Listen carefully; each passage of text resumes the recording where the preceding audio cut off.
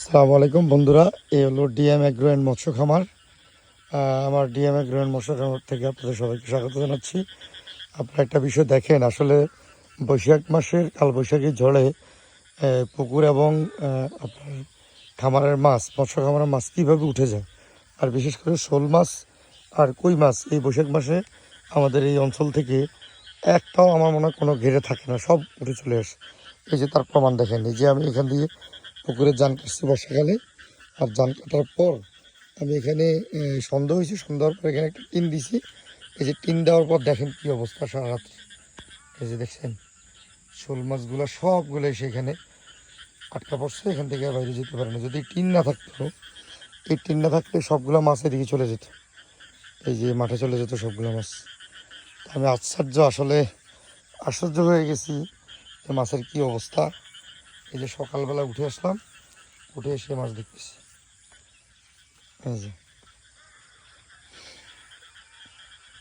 যে এই পাশ দিয়ে মাছগুলো উঠে আসছে, উঠে এসে এই যে এখানে আসছে মাছগুলো, দেখছেন?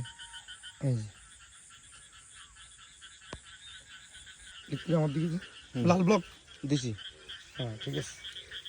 এখন এই মাছগুলো আমি ধরবো একটা একটা করে। ওই সাইডের লাল বলা কি কেন নি? হ্যাঁ হ্যাঁ এর ওই গিয়ে তো হ্যাঁ হ্যাঁ, ঠিক আছে। Sell this. একটা একটা করে ধরো। এই যে আমি একটা একটা করে মাছ ধরলাম। মাছগুলো অনেক বড় বড় মাছ।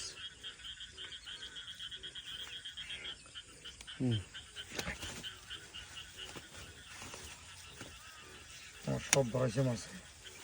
ওই এমনি ধর হিয়ান হরতো না, ওই কোন এটা হরতো না। আর এইভাবে একটা একটা করে ধর। এই যে আরেকটা।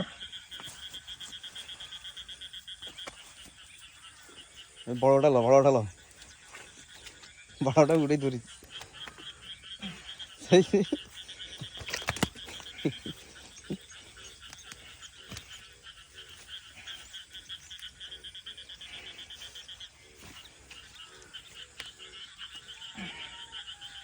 যে একটা